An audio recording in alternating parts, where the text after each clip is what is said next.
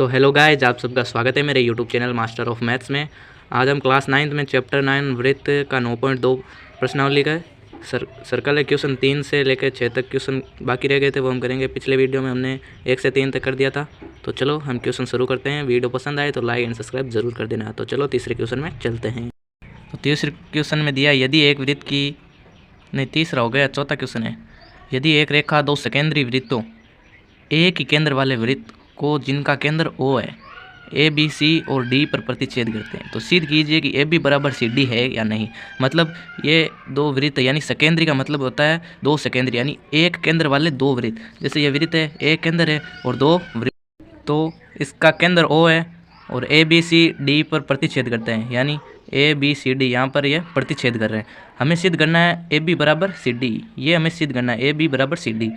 तो चलो पहले हम आकृति बना लेते हैं, फिर आपको बताते हैं। रचना भी करनी पड़ेगी। क्या है जो दिया है वो हमने लिख दिया है। दिया क्या है, दो सेकेंद्री वृत्तों जिनका केंद्र O है, यानी ये केंद्र O है। दो सेकेंद्री का मतलब होता है एक केंद्र वाले दो वृत्त, यानी दो वृत्त है, इनका केंद्र एक ही है और ए बी सी डी पर प्रतिच्छेद करते हैं, यानी यहाँ सी और डी, इन पर देखो यहाँ प्रतिच्छेद कर रहे हैं, यहाँ कर रहे हैं, यहाँ कर रहे हैं। फिर सिद्ध करना है हमें कि ए बी बराबर सी डी, यानी ए बी बराबर सी डी है, सिद्ध करना है। रचना ओ एम लंब ए डी, यानी ओ एम है वो लंब किस पर है, ए और डी पे, इस पर लंब है।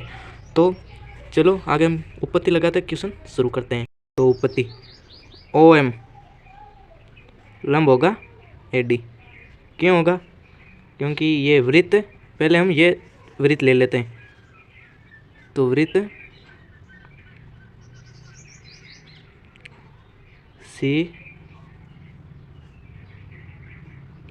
ओ आर, इसे दे देते हैं फर्स्ट है ना, ये वृत्त है तो इसे ये दे दिया हमने। फिर बी एम बराबर सी एम होगा, यानी ये बी एम बराबर सी एम होगा, क्योंकि केंद्र से जीवा पर डाला गया लंब उसे समद्विभाजित करता है। यानी ये केंद्र से इस पर ये लंब डाला गया, यानी समद्विभाजित मतलब दो समान भागों में बांटता है, यानी इधर भी ये बांटता है, इधर भी बांटता है। तो हमने बी एम बराबर सी एम लिख दिया। यहाँ हमने कारण लिख देते हैं। तो हमने लिख दिया केंद्र से जीवा पर डाला गया लंब उसे समद्विभाजित करता है, तो इसे समीकरण दे देते हैं 1। अब हम पॉइंट नंबर 2 लगाते हैं। ये एक पॉइंट नंबर था तो ये 2। अब दूसरा वृत्त ले लेते हैं। दूसरा वृत्त कौन सा है हमारा? वृत्त C2 OR2, ये वृत्त है ना, ये बड़े वाला वृत्त। पहले हमने ये छोटे वाला लिया था, अब ये बड़े वाला। मतलब सी यानी ये वृत्त है सर्कल, और ओ इसका केंद्र है, आर इसकी त्रिज्या है। तो चलो इसके करते हैं। तो ओ एम लंब क्या होगा, ए डी, यानी ये वृत्त है, इसका ओ एम लंब क्या होगा, ए डी। बड़े वाला वृत्त, छोटे वाले वृत्त का क्या होगा, ओ एम लंब बी सी,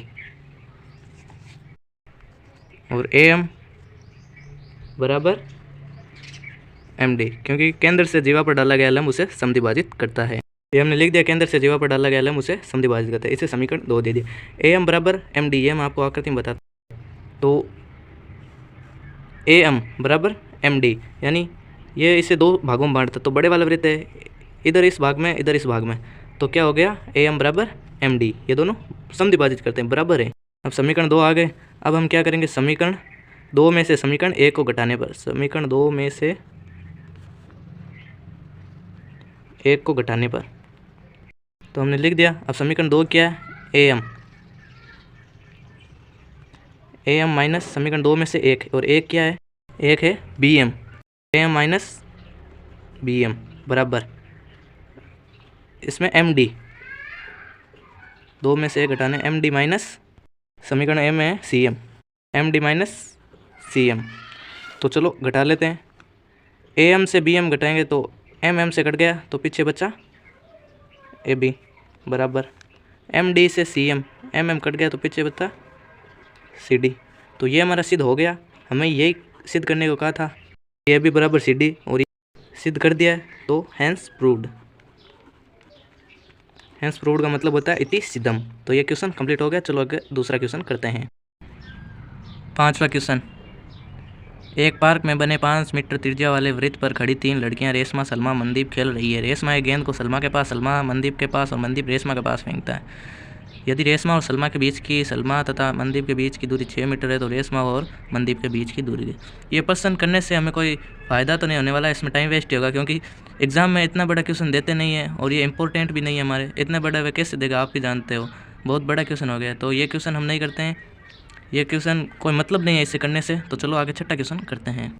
छठा क्वेश्चन है 20 मीटर त्रिज्या का एक गोल पार्क यानी वृत्ताकार है, एक कॉलोनी में स्थित है। 3 लड़के अंकुर, सैयद तथा डेविड, ये 3 लड़के इनका नाम है। इसकी परिसीमा बराबर दूरी पर बैठे हैं और प्रत्येक के हाथ में एक खिलौना टेलीफोन आपस में बात करने के लिए प्रत्येक फोन की डोरी की लंबाई ज्ञात करनी। यानी तीनों अलग अलग जगह पे बैठे, उनके बीच की दूरी ज्ञात करनी। हमें एक की ज्ञात कर लेंगे तो तीनों बराबर दूरी पर बैठे तो हम उनकी ज्ञात कर लेंगे। चलो सबसे पहले आकृति बनाते हैं हम, फिर आपको समझाते हैं। चलो ये आकृति बना लिए, हमने एक वृत्त बना लिया और यहाँ बराबर दूरी पर बैठे हैं, यानी ये अंकुर है, ये सैयद है, ये डेविड है। तो हमने ये एक त्रिभुज बना लिया। फिर ए बी एक सीधी रेखा खींच दी। फिर हम इनके बीच की दूरी ज्ञात करें। तो बीच की दूरी ज्ञात करने के लिए हमें इनको 2x मानना पड़ेगा, क्योंकि 2x इनका मान, x का मान आ जाएगा, रख देंगे। और इसे भी 2x और इसे x मानेंगे। 2x मानो तो क्योंकि ये b से इधर x, ये x, दोनों को मिला के 2x है। तो चलो जो दिया है हमें जो करना है वो हम सबसे पहले लिख देते हैं और बाद में हम शुरू करते हैं। तो दिया है वो हमने लिख दिया है कि सबसे पहले AS बराबर SD बराबर AD, यानी ये तीनों बराबर दूरी पर बैठे हैं। AS बराबर SD बराबर AD, ये तीनों बराबर बैठे हैं। और त्रिज्या 20 सेंटीमीटर, R त्रिज्या में प्रश्न में दी हुई है वो 20 मीटर है। तो त्रिज्या OS ये त्रिज्या है, ये केंद्र से ये वृत्त की परिधि है त्रिज्या आदि, तो ये 20 सेंटीमीटर ये हो गया। फिर हमें ज्ञात क्या करना है, प्रत्येक जीवा की लंबाई, यानी ये जीवा है AS AD व SD की हमें लंबाई ज्ञात करनी है। तो रचना OS को मिलाया, यानी O और S को मिला दिया, तथा AB लंब SD, यानी AB लंब है वो किस पे, S और D पे। AB लंब है वो SD, लंब का मतलब होता है 90 डिग्री का यहाँ कौन बना रहे हैं। फिर हमने उत्पत्ति की, AS बराबर SD बराबर AD ने 2x मान लिया, यह मैंने आपको बता दिया। AS SD और AD को हमने 2x मान लिया। और SB व BD, यानी SB और BD इन दोनों को x मान लिया, तो हमने लिख दिया x। तो और आगे चलो हम अब एक समकोण त्रिभुज लेते हैं। त्रिभुज OBS लेते हैं हम, यानी OBS ये समकोण त्रिभुज है, मतलब एक और 90 डिग्री का, उसे समकोण बोलते हैं। तो यहाँ लिख दो समकोण, तो लिख दिया। तो अब इसमें हमारे पास कर्ण है और लंब भी है, हमें ये आधार ज्ञात करना है। तो एक पाइथागोरस प्रमेय होती है जो आपको पता ही है, चलो वो प्रमेय लगाते हैं हम। कर्ण स्क्वायर बराबर आधार स्क्वायर प्लस लंब स्क्वायर, कर्ण स्क्वायर बराबर आधार स्क्वायर प्लस लंब स्क्वायर, ये होती है प्रमेय। तो कर्ण स्क्वायर हमारे पास क्या है, इसमें ये समकोण त्रिभुज है OBS। तो कर्ण आपको पता है 90 डिग्री के सामने वाला कर्ण होता है और ये लंब होता है और ये आधार होता है। तो लंब कर्ण हमारे पास 20 मीटर है, तो हम यहाँ कर दे तो 20। तो पहले हम चलो इन कर्ण जो है वो रख देते हैं। कर्ण क्या है हमारे पास OS, तो हम OS का स्क्वायर बराबर आधार क्या है हमारे पास OB, तो OB का स्क्वायर प्लस लंब क्या है हमारे पास BS का स्क्वायर। OS कितना है हमारे पास, OS हमारे पास 20 मीटर है, तो 20 का स्क्वायर हो जाएगा।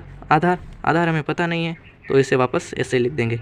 लंब BS कितना है हमारे पास, x है, ये कितना है x है, ये ना यहाँ x, तो x का स्क्वायर हो जाएगा।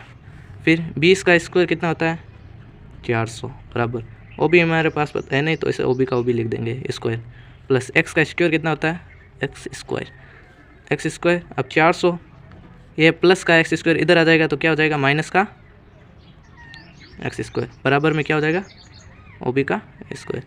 अब OB का स्क्वायर हटाएंगे तो आपको पता है ये स्क्वायर हटाते हैं तब रूट लग जाता है, 400 माइनस x स्क्वायर, ये रूट लग गया।